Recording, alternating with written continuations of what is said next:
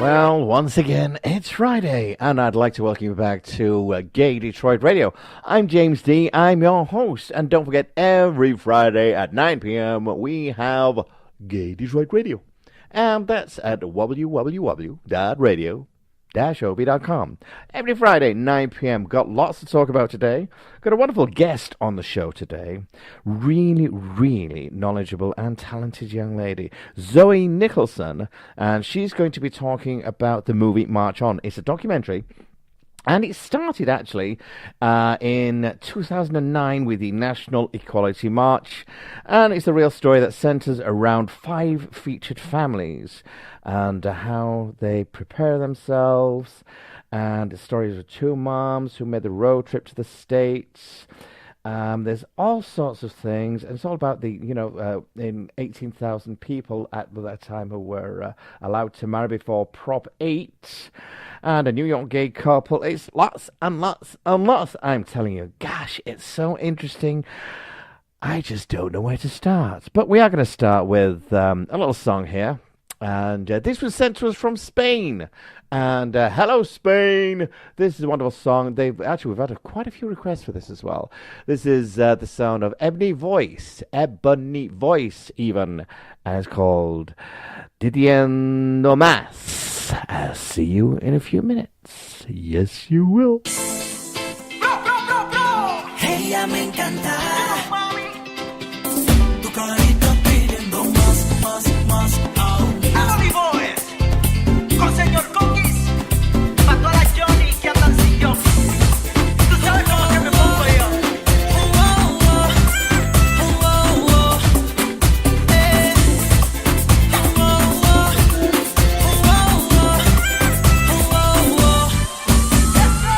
Yo quiero hacerte el amor. Pásame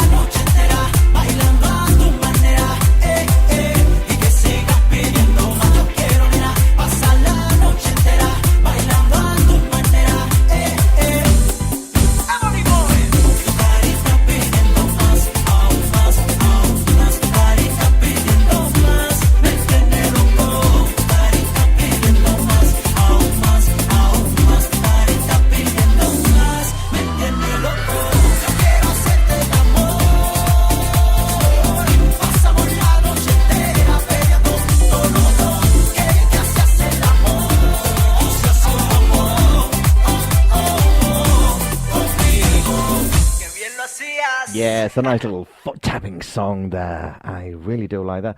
Thank you for Ebony Voice for doing that for us and sending it all the way from Spain. I lived in Spain for a few years, did some singing over there, and yeah, traveled all over Europe there. And, I like the Autobahn. You know, it was like really fast on the cars. The fastest I ever went was like 155 miles an hour. And I was in a Porsche 928. And, okay, this is enough for me. And still, there was Ferraris passing me like I was stood still. That was a good old Autobahn. Now, talking about ridiculousness, what is up with Facebook? Because this is going to be the silly section. Now, apparently, Facebook is now saying to the drag queens of America that they're not allowed to use their stage names.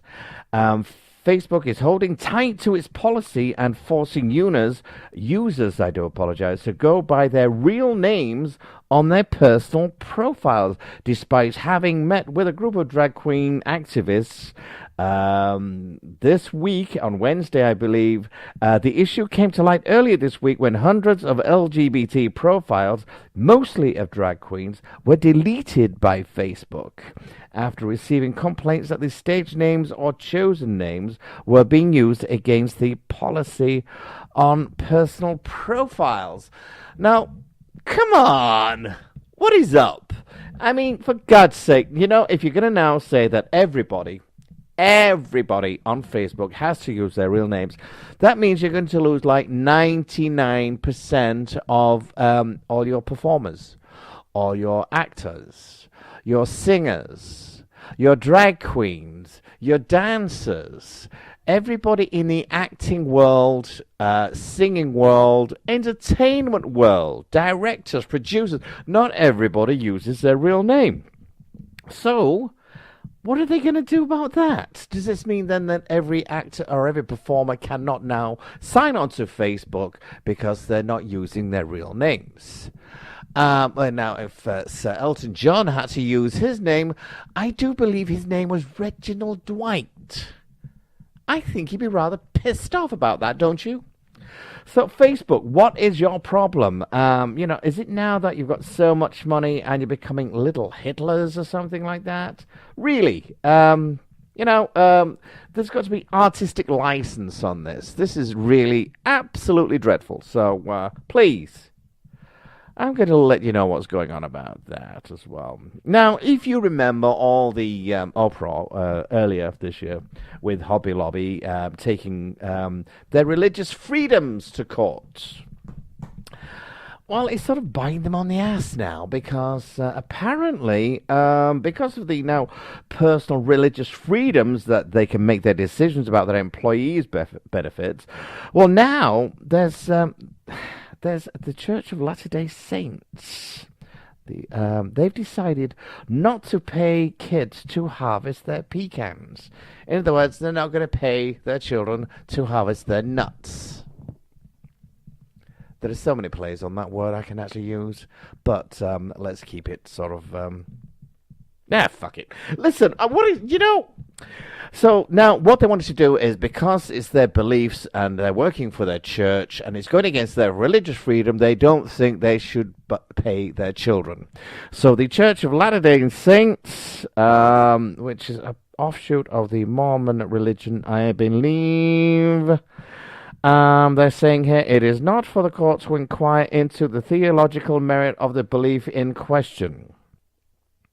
And this is citing the Hobby Lobby decision. The determination of what is a religious belief or practice is more often than not a difficult and delicate task.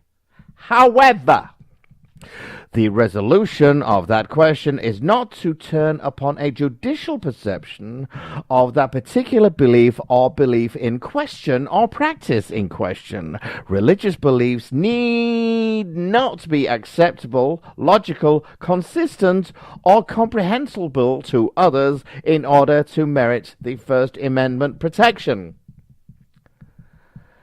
I've not had a mouthful like that in a long time. Seriously. In other words, if you... We're going to do it our way. It's our religious beliefs, and so fuck you, basically. You know, Hobby Lobby, and I actually am really pissed off with the male members of SCOTUS, mainly because they're pissed off because they got beat on the DOMA thing, you know, the Defence of Marriage Act, and now they're sort of pissing on everybody's parade, saying, well, okay. And also there's another sect as well who are actually saying they're handing out now is it satanical comic books to children, because it's their belief as well, and you cannot stop them because it is their religious belief that they believe in Satan. So Hobby Lobby and SCOTUS, you really have screwed up this country. Really, I mean, really screwed up this country. I don't know what the bloody hell that was. And also now more ridiculous news. If you remember on all the news, there's a DA who actually is going after a teenage child or kid for a Jesus statue prank. What he did was simulated sex on the Jesus statue. And it's apparently his...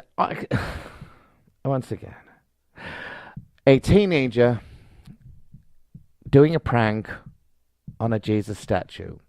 It wasn't Jesus himself.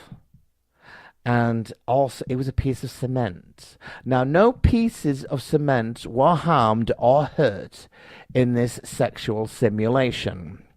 No fluids were doused on this piece of cement, so the piece of cement in question was kept dry, did not feel a thing, did not feel any pain, and was not vandalized in any way, shape, or form. This was the DA who's decided he's going to teach this little bastard a lesson. Well, what lesson is there to learn? He's a child. He's a childish prank. And people say, what about respect? It's a piece of cement, God damn it! And you're bringing now separation of church and state into the law courts yet again. The child did nothing wrong. He simulated a sexual act, no pain, no fluids, no nonsense. Please get over it.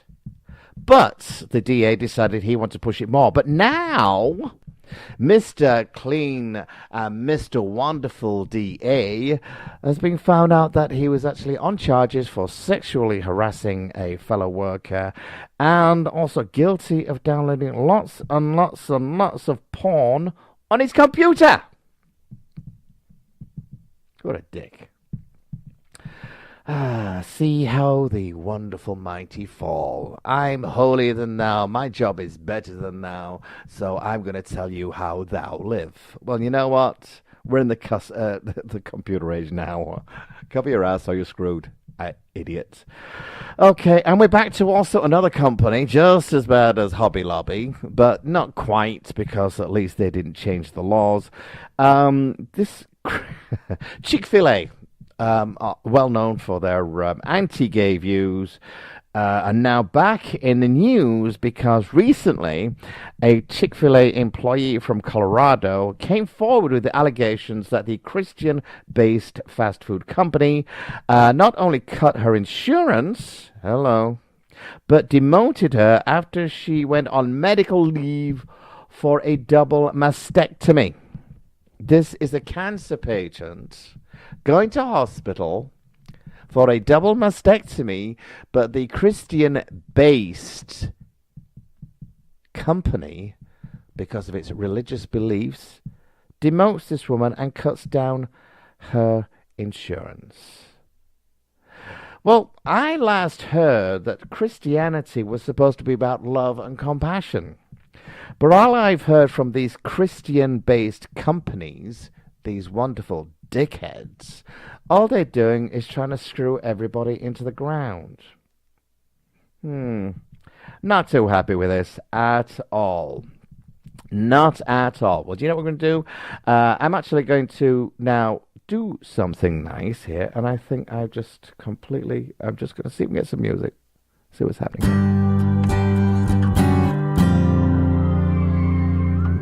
In a few short days, you'll be going away, and I'll be on my own. And isn't it perfect? damn, it was worth it.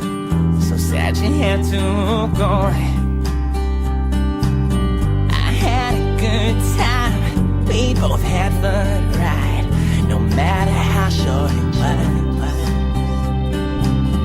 And they say, baby, it's our sweetest things that our hearts to let go. And before you leave me, oh my darling, there's one last thing I need you to do. You have to break this heart. I need help getting over you. Just go on, tell me something you don't mean. Make it cold, make it cruel, make it good out of me. Tell me something so untrue. Make it mean, make it hurt, make me bleed out of me. Out of me, out of me. Go on, just lie to me, lie to me, lie to me. Lie to me, lie to me. Come on, just lie to me, lie to me.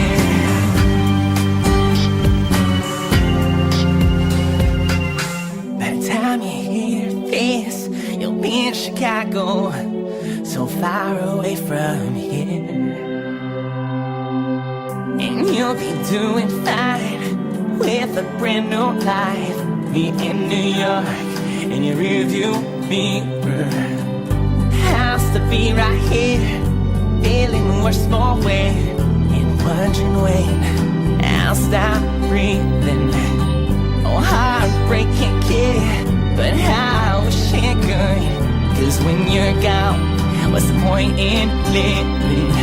All before you pick up the phone, the call you stay, you wish I was there. Oh, don't tell me you miss me, baby. We both know that's not what I need to hear. Just go on, tell me something you don't mean. Make it cold, make it cruel, make it cut out of me. Tell me something so untrue. Make it mean, make it hurt, make me bleed out of me. Out of me, out of me. Go on, just lie to me, lie to me, lie to me. Lie to me, lie to me. Come on, just lie to me, lie to me.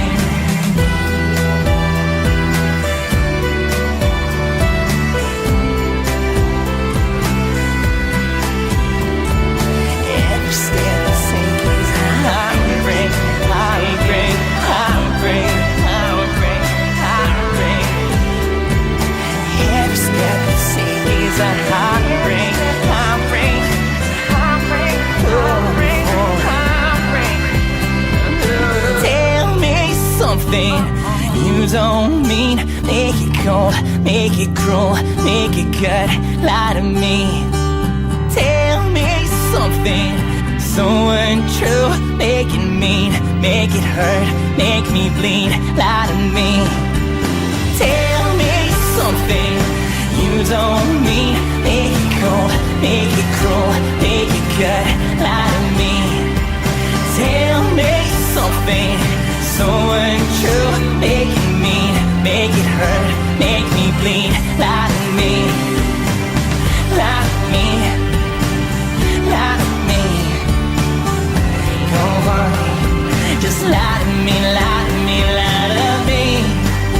Lie to me, lie to me. Come on, just lie to me, lie to me.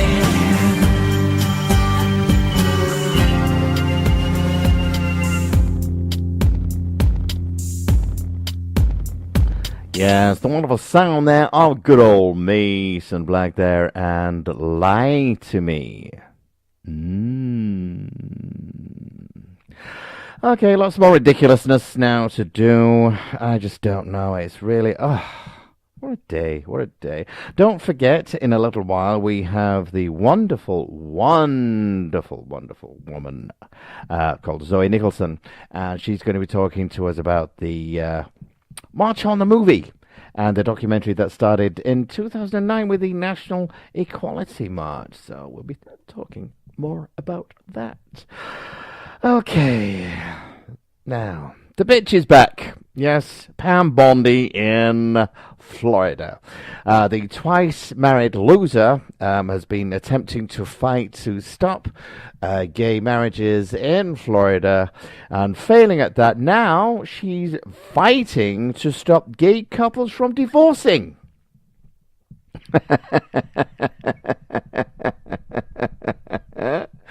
Oh, can't keep a good bitch down. Okay, as well as fighting to keep her state's ban on the same-sex marriage in Florida, Attorney General has said she also intends to stop gay couples married out of state from divorcing. Circuit Judge Laurel M. Lee last week refused to dissolve the marriage of same-sex couples, stating that the court is without jurisdiction to dissolve that which does not exist. The couple married in Massachusetts. Do you know what's really getting me now is because also there's a certain openly gay bishop. He was Gene Simmons, I believe. Now he's getting a divorce. You know, it's just like, can we at least get married first before you start making the lawyers rich on divorces? What is wrong with you? Good God. I mean, you're just making it so easy for these dumb bitch. And I would never buy that colour anyway now, because obviously it makes you so stupid. And talking about total stupidity, there's some radio hosts. They're actually comparing ISIS beheadings to same-sex marriage. Do you know, I'm really... So, for tsunamis, plagues, raining frogs, raining locusts, earthquakes, floods, diseases, all blamed on the good old same-sex marriage. Yes, those gays, those queers, those faggots, they're causing everything. What the... Please, stop it. Christian radio host. Well, go figure. Another bloody Christian opening his big fat twat mouth. They have compared the beheadings carried out by ISIS to same-sex marriage. Vic Elason and the voice of Christian Youth America. Yes, sorry, I do apologize. I'll say that again. Vic Elason, he's the voice of the Christian Youth America. Well, he can't be suing for you because he looks older than fucking God. Stupid old bastard. Anyway, the pair have claimed, as also there's Matt Staver as well, they made claim on the weekly Christian call-in radio talk show host. The pair have claimed that both same-sex marriage and the ISIS constitute an attack on the value of America and a meltdown of morality. The only meltdown of morality is you two aging, senile old fucks just talking and talking pure rubbish. Please, get thee behind me, Satan, which I'm sure you've said many a times and enjoyed every bit of it. Talking about other people as well, the Benham brothers. Now, they were supposed to come into some show, like a HGTV show, you know, do it yourself and whatever, and apparently they're now ready to put on their wedding gown and combat boots to defeat Satan. David and Jason Benham, the two religious right-wing activists, became actually right-wing celebrities when HGTV cancelled their planned reality show due to their anti-choice and anti-gay activism. And they were actually amongst the speakers this week at the Star-Spangled Sunday event, where they urged Christians to be bold and heroic in standing up for Christianity, just as they have been. Well, I'm sorry, but you know what's going to really happen? We're seeing this now, that Christianity is going to cost you money. And it's not God costing you money. I love God and I believe in God. I just don't actually like his fan club anymore. They don't have any morals.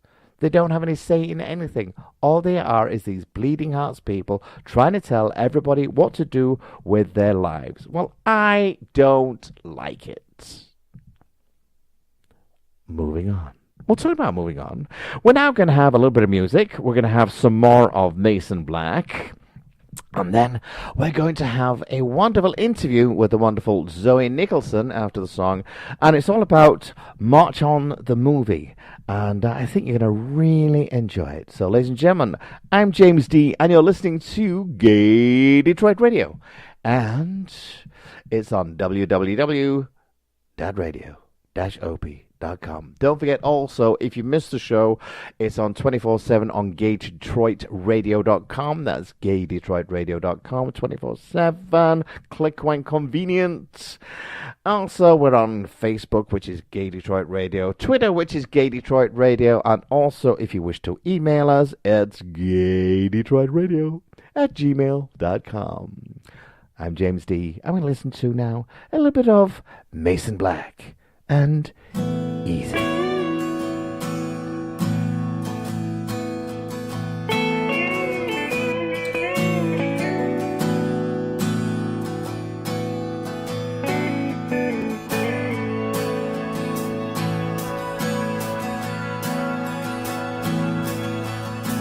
I won't beg you to stay if you've made up your mind.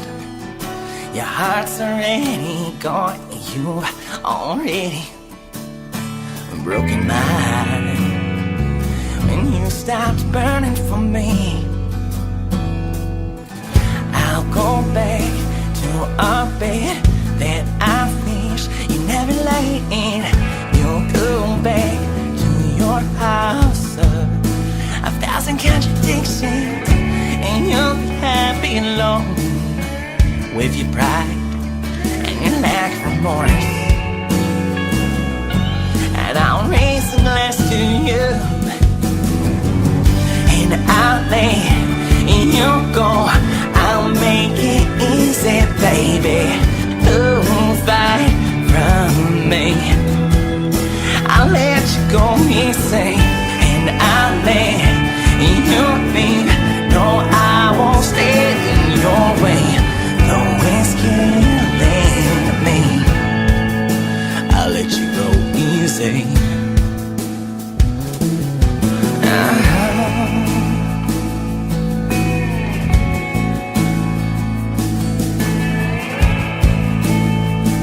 I'll let you go easy. And no fighting, no pain, no bleeding, no tears. And I will do anything and try and keep your ear. And you can have it all, and I'll let you go.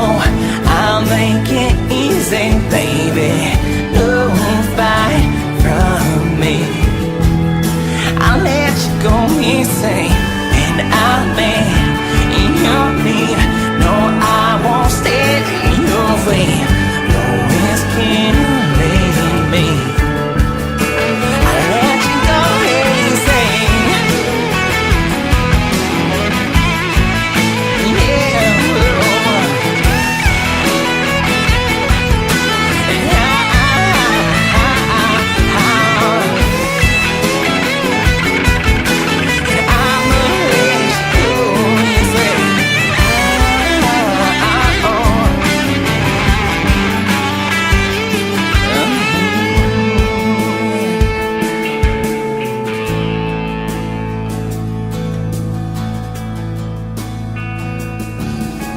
I'll let you go easy.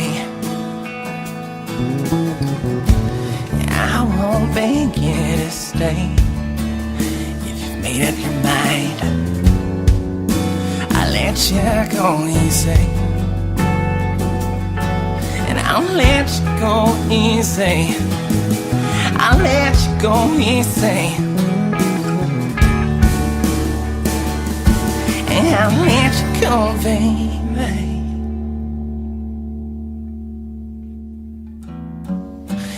I'll let you go. I'll make it easy, baby. Don't fight from me, and I'll let you go easy. I'll let you leave. No, I won't stand in your way, though it's killing me. I'll let you go easy. 2, 3. Yes, and welcome back to Gay Detroit Radio. Today I've got a very special guest. She's really... Oh, actually, I've known this girl for quite a long time when I did my Radio Gay Today days. So this is Zoe Nicholson, and we're going to be talking about a movie called March On. And it's very interesting what they've done and how they've done it. So, Zoe, welcome to Gay Detroit Radio. I love Detroit. When I was a girl, I saw the Supremes in Detroit. Oh, good. Well, actually, your parents are from here, is that right? Yes, my father went to Wayne State, and my mom went to Marygrove. So it's like you're just coming home for dinner, really. I guess so. Okay, well, just like what made you move to California? Just like everything else? You know, I moved to New Dad York. graduated college. My husband and I was married at the time. I was confused at the time. And I was married to a man. We got in a car and drove straight to the Pacific. I rented the first house we found. Oh. We could not get out of the Midwest fast enough. Well, and here I am moving to the Midwest. Yeah. But Yes. Well, actually, do you know, believe it or not, I lived in New York for quite a few years. In fact, Tony and I met in New York. We've been together now 25 years, and we got married last year in New Lucky York. you. And funnily enough, Michael and Robert were my witnesses and my best men as well. So I had a really good time. Now I moved over here, and I've decided I wanted to retire. But there's no benefits at all over here. You can still get fired in Michigan for being gay. So I decided that my British mouth needed to start shouting. So here I am on Gay Detroit Radio. Brilliant. So happy you're there. Now, let's talk about March On. Now, that actually started as when it was started the gay marches in Washington, I believe. And this actual story of March On begins and ends with 2009, the National Equality March. Can you explain how this came about, please? Yes, absolutely. When the country was really at a crossroads and opening because of the passage of Prop 8 in California, we had this funny group of 18,000 couples who were married in a state that rescinded marriage for them. And everyone here in California sees that sliver of light. And the other thing that was happening, Dan Choi had come out on the Rachel Maddow show, and there was a lot of agreement that it was time to get rid of both of President Clinton's ideas of DOMA and Don't Ask, Don't Tell. So the country was ripe for activism, and a group of people, intergenerational lesbians and gays, decided, how about a March on National Coming Out Day, October 11th? And so some of the more stellar, by that I mean well-known people, such as David Mixner and Cleve Jones, and a group of young people put together this plan, and they asked a videographer would she document this event, whose name is Laura McFerrin. And so Laura began working on this, I think, in April of 2009. The march was on October 11th, 2009. We had no idea who was going to show up, of course. Now, actually, when this started, was it quite a difficult event to actually sort of get into action? Because, as far as I know, because I started Radio Gay Today in New York in 2002, and it slowly came about. It's like a snowball effect. Then people started listening. I won honors for the show, yada, yada, yada. And I can see that your movie has actually won quite a few honors here. Wow, you got nice awards all over here. How difficult was it to set up? And was it sort of easy to get sponsors? Because I found, actually, even this day in Detroit, to get people to move forward and sponsor something that's gay is still very backwards in the Middle East and other states. What do you think? You know, it all depends on who you know. Well- HRC has wonderful sponsors. It has to do with, your board of directors who you're connected with. Are you saying nepotism works? No, I'm saying really relationships work. Yeah. That's a funny thing. We haven't got quite the nepotism that works among the heterosexuals quite as much because, as you may or may not know, our ability to have children, adopt children, biologically have our own children, Yes. being members of the queer community, there have been a lot of broken hearts because we weren't able to do that with the ease that the heterosexual people do. For us, it's always been a very difficult thing, and I'm hoping that that's going to change. I'm not sure that sponsorship was one of the linchpins of it going forward. People decided it was going to happen, and it's, when a national march happens, and I've been in many, I'm 66 years old. You put up the call and you see who's going to show up. Yeah, I found that myself. Did you find, now, you see, the thing is, what I'm trying to get through is like, I seem to sometimes, even in my line of work, because I'm trying to I'm an advocate in a different way, and I'm still trying to do it in an entertaining way, but also an educational way. I still keep hitting these like conservative brick walls, because when I came over here, I found that virtually all the radio stations over here actually are sort of church run, or they've got a lot of church services, and they don't like us homosexuals being on the air with them. Well, I believe what you're telling me is there's a lot of work to do, and I have to agree with you wholeheartedly. Even though I live in a state where anyone can marry, I am under no illusion that we're done. Right now, 19 states in the District of Columbia is all we have, which is not even the majority. Well, what I'm finding frustrating myself is that now all these states are saying, and the judges and these Supreme Courts in the different states are all saying, well, yes, the ban is unconstitutional. Then all of a sudden, within a couple of hours, there's a stay. And it's like a stalemate, and now they're asking. Now, really, it should go back to SCOTUS to actually make the final decision. It seems to me like everybody's passing the buck. Nobody actually wants to commit, apart from the gays who want to get married.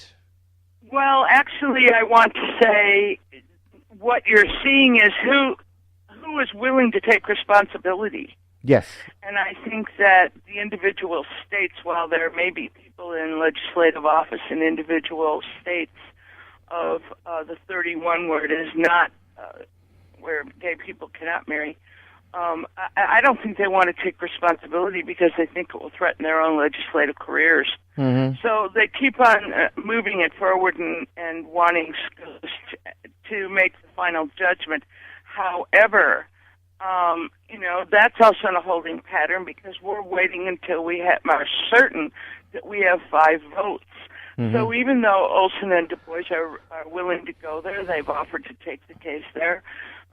Certainly there will be great interest. I was at the Supreme Court. I saw Michael and Robert there last year in March when Edie Windsor won her case.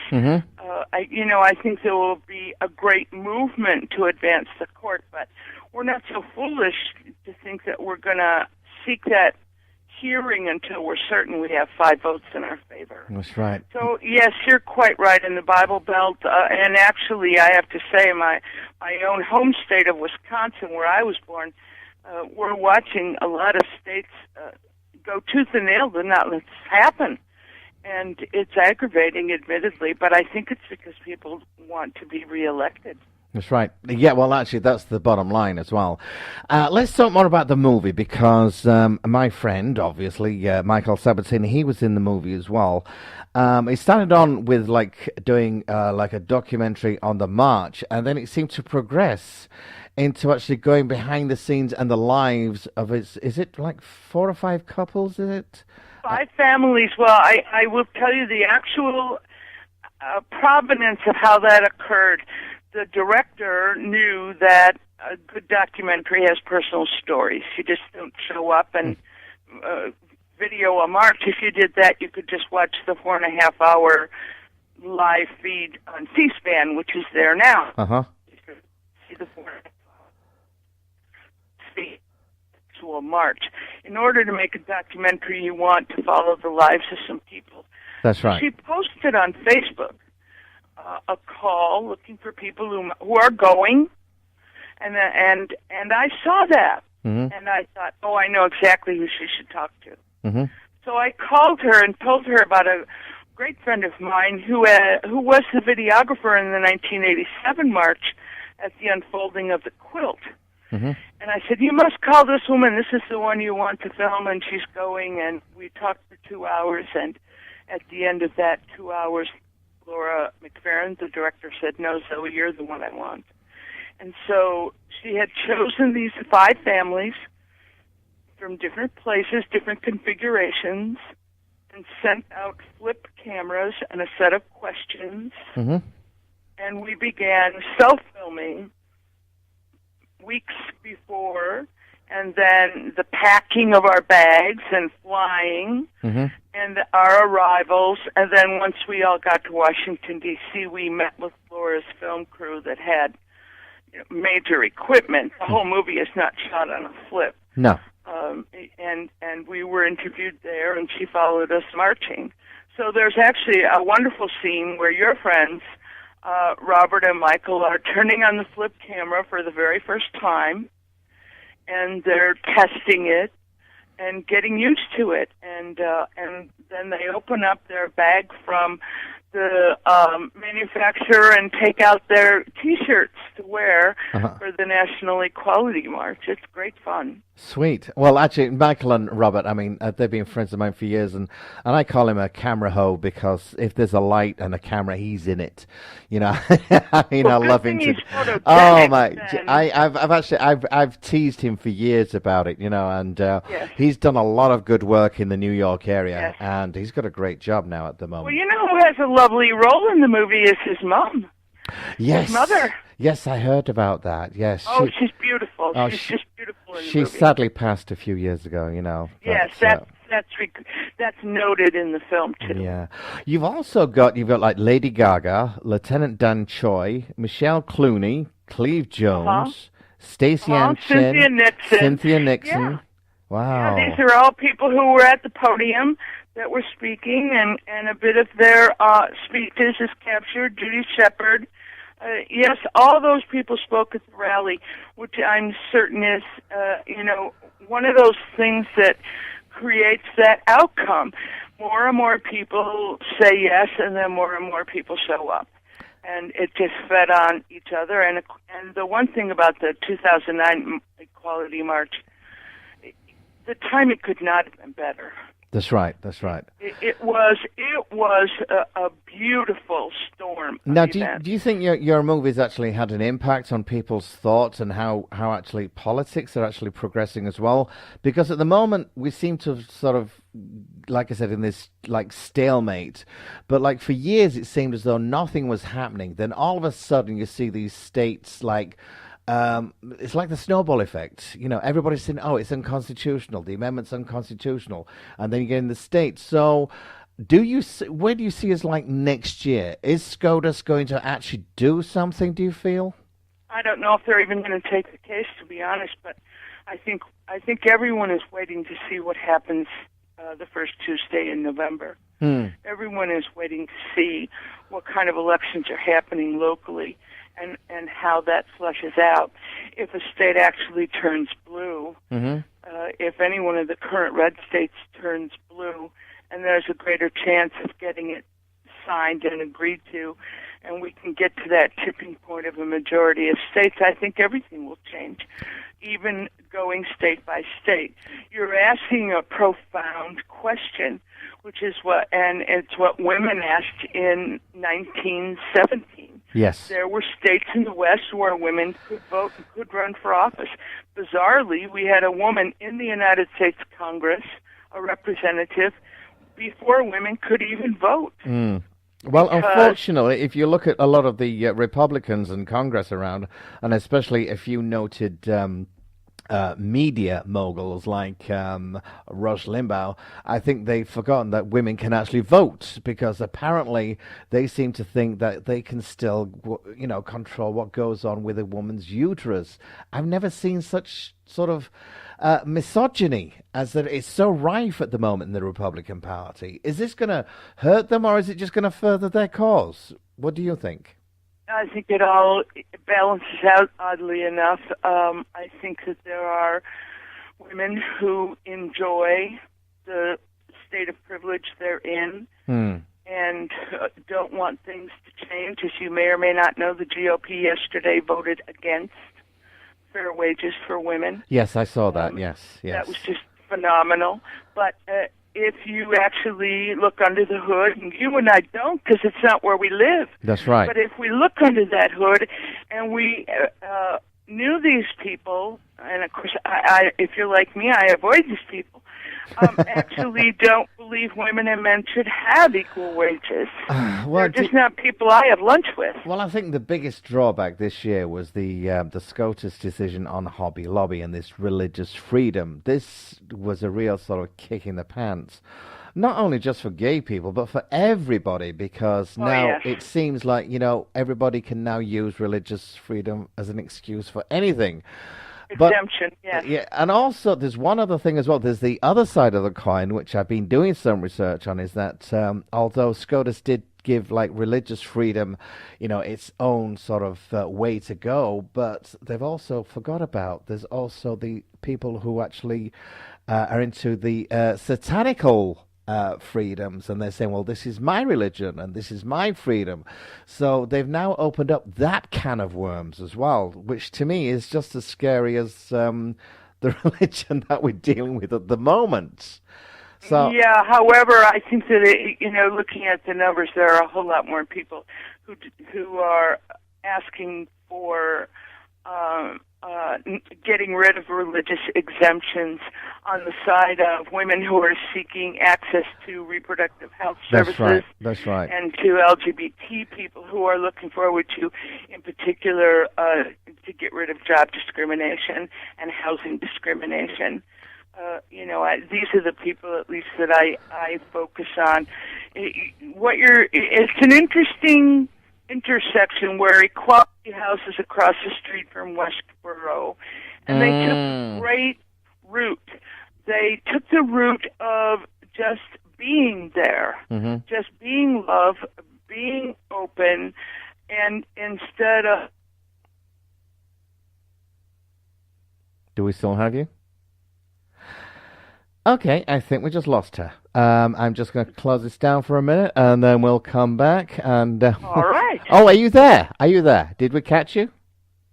I'm here. All right, we just lost you for a couple of seconds there. Oh, I'm so sorry. No, it's all right.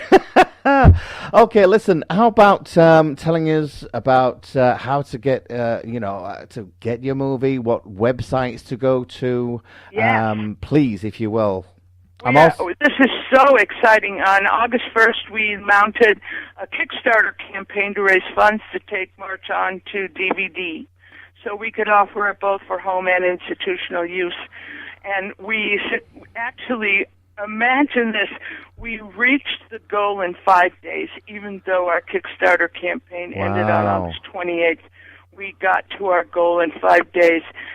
So that was terrific, and right now we are finishing up the website to go live with it probably tomorrow, and this being, what day is today, James? Oh, it's the 28th. This is what I'm recording, 28th. Oh, yes, the 28th. It will be live on the 28th, absolutely. Anyway, marchonmovie.com. When you go to the shop page, which is one of your choices on the navigation, you will find that you can order the movie, the home edition, for $20, and it'll be sent out to you. And it's a 92-minute documentary. Or you can also order the institutional edition, which includes unlimited play for unlimited audiences and a free study guide.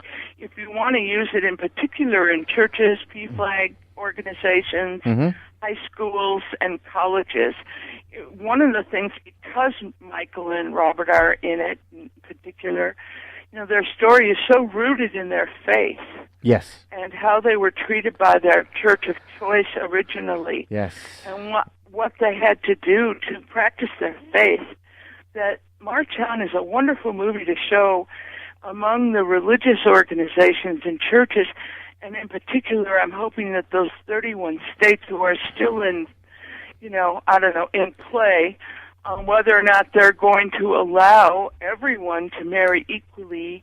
It's a perfect movie for that group of people. Well, the one thing as well, which you just actually said something which I'm totally agreeing with. A lot of people believe that because we're gay, that we're not spiritual or we don't believe in God. And that really totally pisses me off, actually, because I do believe in God, but what I don't believe in is people's versions of God's rules. That's what I'm not. I would hate to tell Troy Perry that gay people don't believe in God. He's the founder of the Metropolitan Community Church. I mean, we had to start our own churches back in the 70s because the mainstream churches wouldn't have us. We are definitely as diverse as the heterosexual community. That's right. We have all different variations of practicing our faith. I'm going to take a wild guess, I have no real numbers on this, but I would think it's the same statistics of atheists in both segments of society. I've never really heard of a preponderance of atheists among gay people.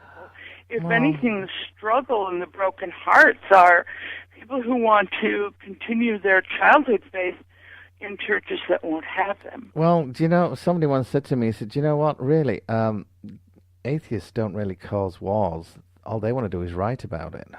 It's just, this is what somebody told me. But listen, tell me once again how to get in touch with you and find out about a movie, because I'm running out of time, my dear. Okay, lovely. Thank you. Yes, the website is marchonmovie.com. And you can also find us on Facebook. We have a fan page on Facebook, which is March On the Movie. So I can't wait for everyone to buy it, and we can arrange speakers and panelists, and they can invite Michael and Robert to come and speak. Also, you've given me a song as well. It's called Joy's Prayer. Who sang this, by the way?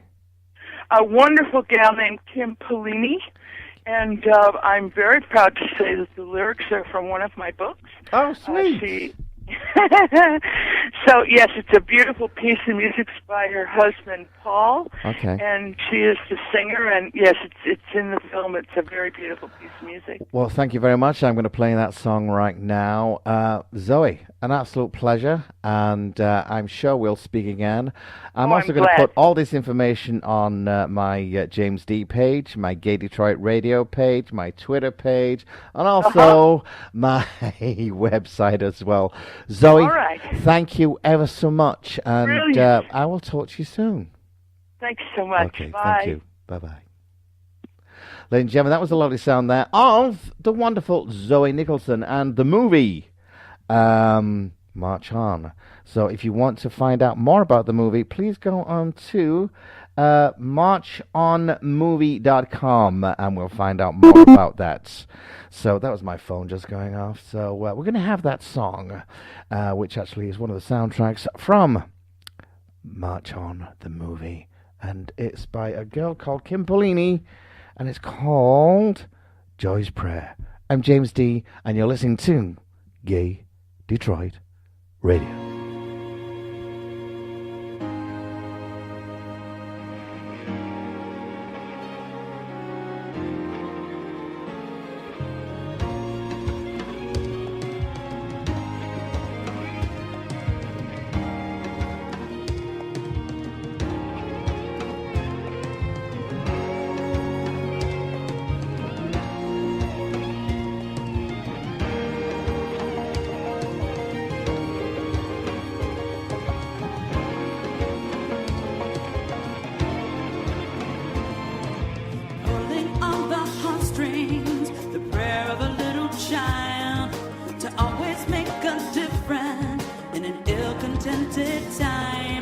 We notice the complacency of a world too blind to see that fierce distraction numbs us from a birthright of equality. We're sounding out the call, a call for justice, for all that's just us to do it. Come on, come on, come on, come on, come on, come on, come on. So let's get to it.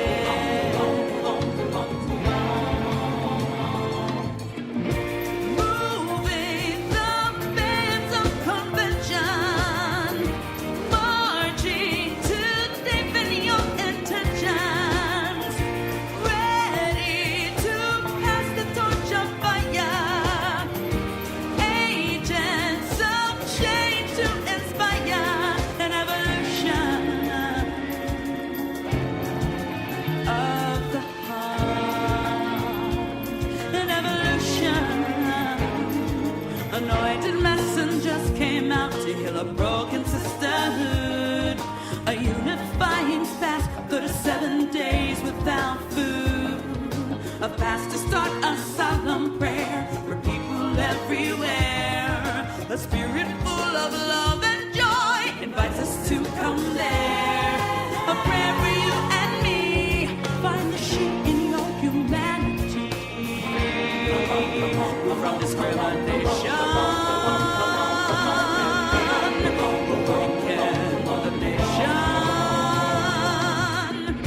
moving the bands of convention, marching to deepen your intentions, ready to pass the torch of fire, agents of change to inspire an evolution of the heart. Find your humanity, a conscience in your spirituality. Hey, hey, moving the bands of convention, marching to deepen your intentions, ready to pass the torch of fire, agents of change to inspire a joyful prayer of the heart, a joyful prayer.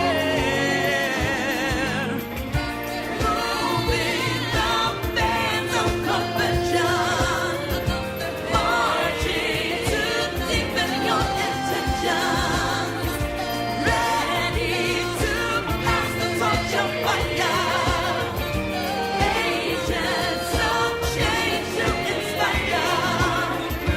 Moving the bands of convention, marching to deepen your intentions, ready to pass the torch of fire, agents of change to inspire. Yes, what an interesting interview that was. I do hope you've enjoyed this week. We've got lots and lots to talk about next week. Don't forget, we're here every week. Every week. Good old Gay Detroit Radio, 9 o'clock every Friday at www.radio-op.com. Also 24/7 at gaydetroitradio.com. I do hope you've enjoyed yourselves. We're going to be here next week. So I'm James D, and I'm signing out for this week. Hope you enjoyed yourselves. See you later, and goodbye. Yeah.